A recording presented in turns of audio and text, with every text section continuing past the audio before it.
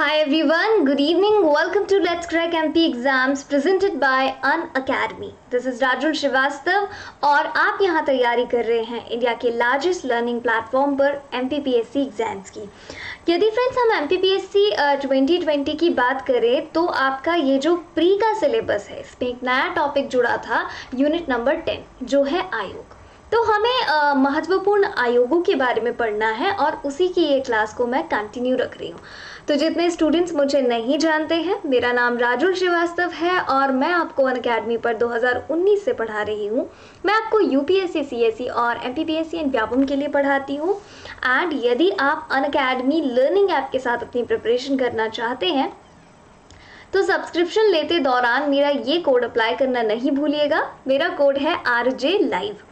चलिए स्टार्ट करते हैं हमारी आज की क्लास। तो इस क्लास में हमें जिन आयोगों के बारे में पढ़ना है वो है सूचना आयोग, जिसे कहते हैं सेंट्रल इंफॉर्मेशन कमीशन यानी केंद्रीय सूचना आयोग। और साथ में आज हम एक और आयोग कवर करने वाले हैं जिसे कहते हैं सेंट्रल विजिलेंस कमीशन यानी केंद्रीय सतर्कता आयोग। तो इन आयोगों के बारे में ना सिर्फ हम जानेंगे बल्कि मोस्ट इंपॉर्टेंट चीजें भी डिस्कस करेंगे। आइए स्टार्ट करते हैं आज का सेशन। मैं आपको अनअकैडमी लर्निंग ऐप के बारे में बता रही थी। आप इस ऐप को ज़रूर इंस्टॉल कर लीजिए क्योंकि यहाँ आपको मिलती है कंप्लीट प्रिपरेशन आपके एग्जाम से रिलेटेड और साथ में आपको मिलेंगी टेस्ट सीरीज और इंडिया और मध्य प्रदेश के टॉप एजुकेटर्स। तो आज ही इंस्टॉल कीजिए Unacademy learning app and use कीजिए code RJ Live for subscription. English medium वाले स्टूडेंट्स के लिए सेपरेट बैच कोर्स स्टार्ट हुआ है। मेरे ये 4 कोर्सेज अवेलेबल हैं। मैं आपको इंडियन पॉलिटी, MP का GK और MPSI के लिए इंग्लिश पढ़ा रही हूँ। जी हाँ, एक और इम्पॉर्टेंट बात है कि अनअकैडमी आपको प्रोवाइड करेगा फुली प्रिपेयर्ड नोट्स इंग्लिश और हिंदी मीडियम के लिए और साथ में अर्धमासिक पत्रिका वर्चस्व नाम की। मेरी फ्री स्पेशल क्लासेस अवेलेबल हैं आपको डेमो प्रोवाइड करने के लिए। और अब बात करते हैं फीस की। तो भाई यदि आप पढ़ना चाहते हैं इंडिया के बेस्ट एजुकेटर से डेली इंटरैक्टिव लाइव क्लासेस, यदि आपको चाहिए PDF और यदि आप देना चाहते हैं ढेर सारे मॉक टेस्ट्स, तो अप्लाई कीजिए मेरा ये कोड RJ Live ताकि आपकी जो 12 महीने की फीस है वो है 8,800। आप कोड अप्लाई करोगे आपकी फीस हो जाएगी 7,920 और 24 महीने की आपकी फीस है 12,800। बट आप कोड अप्लाई करोगे RJ Live, आपकी फीस हो जाएगी 11,520। तो चलिए शुरू करते हैं हमारा ये सेशन।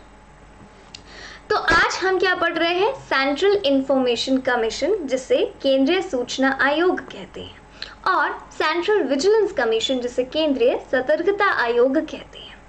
चलिए समझते हैं सेंट्रल इंफॉर्मेशन कमीशन कहलाता क्या है।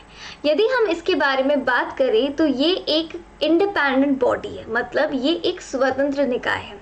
ना ही ये कॉन्स्टिट्यूशनल बॉडी है और ना ही ये स्टैच्यूटरी बॉडी है। तो ये एक प्रकार की कैसी संस्था है? ये स्वतंत्र संस्था है और केंद्र सरकार और केंद्र शासित प्रदेशों के अधीन जितने भी कार्यालय हैं, जितने भी वित्तीय संस्थान हैं जिसे हम कहते हैं फाइनेंशियल इंस्टीट्यूशन, जितने भी सार्वजनिक उपक्रम हैं यानी जिन्हें हम कहते हैं PSU, और इन सारी चीज़ों से संबंधित जितनी भी शिकायत और अपील होती हैं, इन चीज़ों का काम कौन करता है? इन चीज़ों का काम केंद्रीय सूचना आयोग करता है।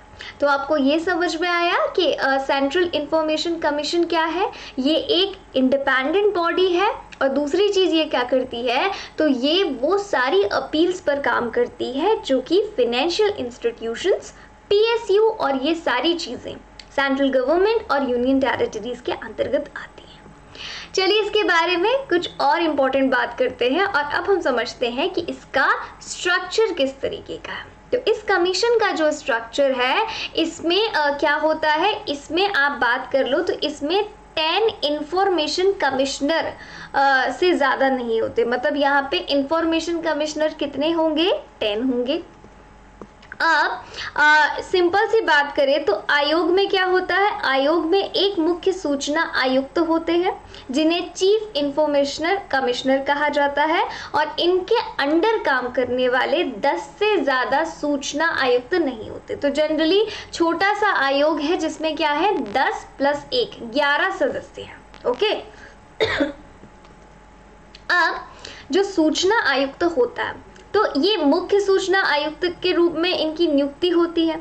और इसके अलावा यदि हम बात करें, देखो सिंपल सी बात मैं क्या बता रही हूँ कि जो 10 सूचना आयुक्त होते हैं यही आगे जाकर चीफ इंफॉर्मेशन कमिश्नर यानी मुख्य सूचना आयुक्त बनते हैं और इनका कार्यकाल जो है ये 5 वर्षों का होता है। तो टेन्योर कितना है, 5 वर्षों का होता है और ये 5 से ज़्यादा साल के लिए अपने पद को धारण नहीं कर सकते।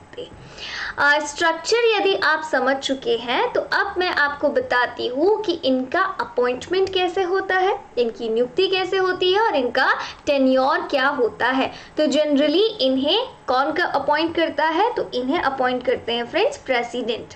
और किसकी रिकमेंडेशन से करते हैं, तो कमेटी एक बनती है और उसकी रिकमेंडेशन से इनकी अपॉइंटमेंट प्रेसिडेंट करते हैं।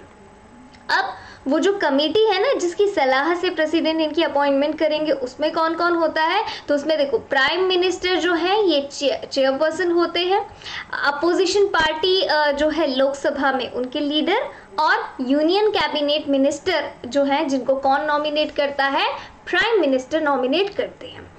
कितने साल का टेन्योर होता है, पदावधि 5 सालों की होती है या फिर ये 65 वर्ष की आयु कवर कर ले तब तक भी होती है।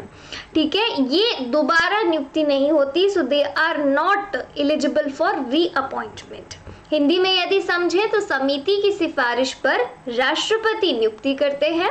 समिति के जो अध्यक्ष होते हैं वो प्रधानमंत्री जी होते हैं, साथ में लोकसभा के विपक्ष के नेता होते हैं और प्रधानमंत्री जी द्वारा नामित केंद्रीय कैबिनेट मंत्री भी इसमें शामिल होते हैं। कार्यकाल कितने वर्षों का होता है, 5 वर्षों का या फिर 65 वर्ष की आयु प्राप्त होने तक इनका कार्यकाल रहता है और इनकी पुनर्नियुक्ति कभी भी नहीं होती है। चलिए, सूचना आयोग के बारे में यदि हम बात करें तो ये इनके बारे में जनरली चीज़ें हमको समझनी है। जैसे इस किस स्थिति में इनको इनके पद से हटा दिया जाता है, तो पहली सिचुएशन तो ये है कि इन्हें बैंकरप्ट घोषित कर दिया जाए, इन्हें दिवालिया घोषित कर दिया जाए तो उनके पद से हटाया जाएगा। और यदि वो अपने कार्यकाल के जितने भी कर्तव्य हैं, उनकी जो भी ड्यूटीज़ हैं वो उनको पूरा नहीं कर रहे हैं और उनके बाहर जाकर किसी भी भुगतान किए गए रोजगार में अपने कार्यकाल के दौरान इन्वॉल्व होते हैं, उस सिचुएशन में भी जो CIC रहेंगे उनको उनके पद से हटा दिया जाएगा। चलिए, यदि हम बात करें तो राष्ट्रपति ने यदि ये घोषित करा, राष्ट्रपति जी को ये लगता है कि यदि मान लीजिए वो कर्मचारी जो हैं वो मन या शरीर की दुर्बलता के कारण पद पर रहने अयोग्य हैं, यदि ऐसा राष्ट्रपति जी को लगता है तो भी इनको इनके पद से हटा दिया जाएगा। अगर इन्होंने किसी के साथ कुछ मिसबिहेवियर करा, कोई दुर्व्यवहार करा, तो भी इनको इनके पद से हटा दिया जाएगा। सैलरी की बात करें, वेतन की बात करें, तो जो मुख्य सूचना आयुक्त होते हैं इनकी वेतन और भत्ते और जो अन्य सेवा शर्तें हैं ये किसकी तरह रहती हैं, इलेक्शन कमिश्नर ऑफ इंडिया की तरह। तो जो मुख्य चुनाव आयुक्त रहते हैं बिल्कुल सेम उन्हीं की तरह इनका सैलरी और अलाउंस होता है। चलिए, अब इनके क्या क्या पावर हैं, तो इनके पास बहुत सारी शक्तियां हैं।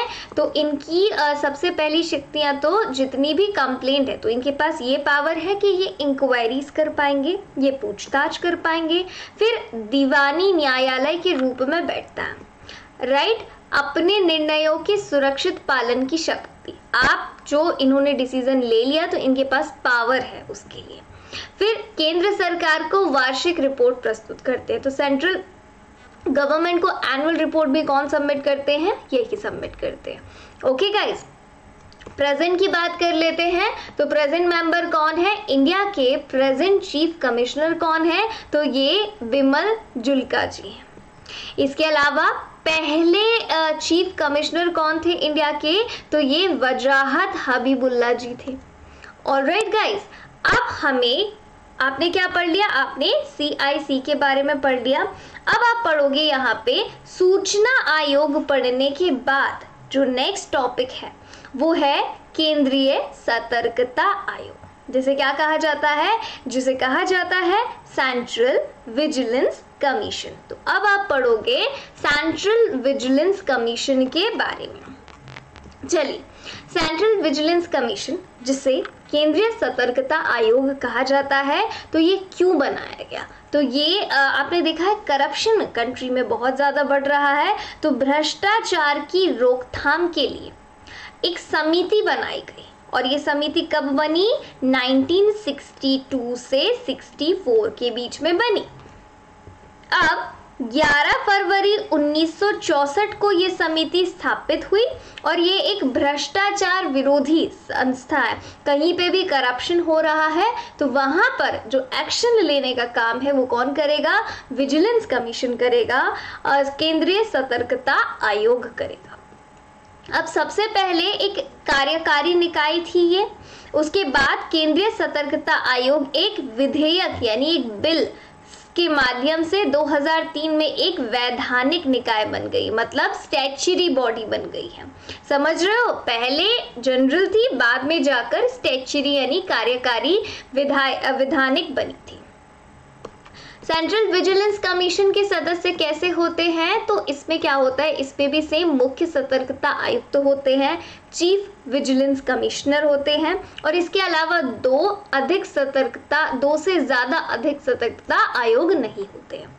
अब अपने हाथ के तहत वारंट द्वारा ये राष्ट्रपति द्वारा नियुक्ति होती है, तो इनकी नियुक्ति कौन करते हैं? राष्ट्रपति जी करते हैं, ठीक है। और साथ में समिति इनको कंफर्मेशन देती है। अब 3 सदस्यों वाली समिति होती है यहाँ पे रिकमेंडेशन के लिए, तो जिसके हेड कौन होते हैं? जिसके हेड होते हैं प्रधानमंत्री जी, और गृह मामलों में केंद्रीय मंत्री और लोकसभा के विपक्ष के नेता भी इसमें शामिल होते हैं। अब जो सेंट्रल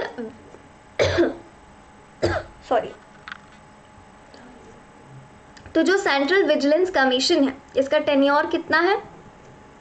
तो इसकी हम पद अवधि की बात करें तो ये 4 साल की अवधि के लिए है, या फिर 65 वर्ष की एज हो गई तब भी आपको आपका पद छोड़ना पड़ेगा। अब इनका कार्यकाल जब पूरा हो जाता है तो ये केंद्र और राज्य सरकार के तहत कोई भी जॉब आगे जाकर नहीं कर सकते हैं। वेतन और भत्ते की बात करें तो जो सेंट्रल विजिलेंस कमीशन के जो आयुक्त होते हैं ये बिल्कुल जैसा आपने यूपीएससी के बारे में पढ़ा होगा, यूपीएससी के अध्यक्ष के बारे में पढ़ाया था मैंने, एकदम उन्हीं के समान होती है। अब प्रिवेंशन ऑफ करप्शन एक्ट आया था 1988 में। ये एक्ट के हिसाब से इनके फंक्शंस क्या क्या है, तो देखो इनके पास क्या क्या शक्तियां हैं। पहली चीज तो एक भ्रष्टाचार अधिनियम आया 1988 में, तो ये क्यों आया था? भ्रष्टाचार को रोकने के लिए। तो इनके पास पूरी शक्ति है ये कि ये क्या कर सकते हैं? जांच कर सकते हैं, पूछताछ कर सकते हैं। दूसरी चीज, जितने भी क्या है सेंट्रल सर्विसेज हैं और अखिल भारतीय सेवाओं के जितने भी सदस्य हैं तो उनसे संबंधित भी सतर्कता और अनुशासनात्मक मामलों में नियंत्रण करना, कंट्रोल करना, नियम बनाना, रूल्स बनाना, ये सारी की सारी चीजें इन्हीं के डिस्कशन से होती है, इन्हीं की रिकमेंडेशन से गवर्नमेंट करती है। और दिल्ली विशेष पुलिस प्रतिष्ठान जिसे सीबीआई बोलते हैं तो उसके कामकाज पर अधिक्षरण का प्रयोग करने का कार्य भी इनका होता है। प्रेजेंट की बात कर लें तो एट प्रेजेंट बात करें तो आयोग जो है ये राष्ट्रपति अपने प्रदर्शन पर एक रिपोर्ट पेश करनी होती है। राष्ट्रपति इस रिपोर्ट को संसद के प्रत्येक सदन के समक्ष रखते हैं। प्रेजेंट की बात करें तो प्रेजेंट चीफ कमिश्नर कौन है? संजय कोठारी जी हैं। सबसे पहले कौन थे? तो NS राव जी सबसे पहले चीफ कमिश्नर थे। ठीक है, तो thank you so much guys. उम्मीद करती हूँ आपको ये क्लास पसंद आई होगी। अनअकैडमी लर्निंग ऐप इंस्टॉल कीजिएगा और RJ लाइव कोड यूज कीजिएगा। सब्सक्रिप्शन लेने के लिए आप फ्री डेमो क्लासेस जरूर देखें और उनको ज्वाइन करने की लिंक डिस्क्रिप्शन बॉक्स में अवेलेबल है। So let's crack MP exam channel share करें, सब्सक्राइब करें और बेल आइकन प्रेस करना नहीं भूलें। और हाँ, यदि आपको ये क्लास पसंद आई हो तो जरूर से लाइक कीजिएगा। Thank you so much guys, bye bye, take care.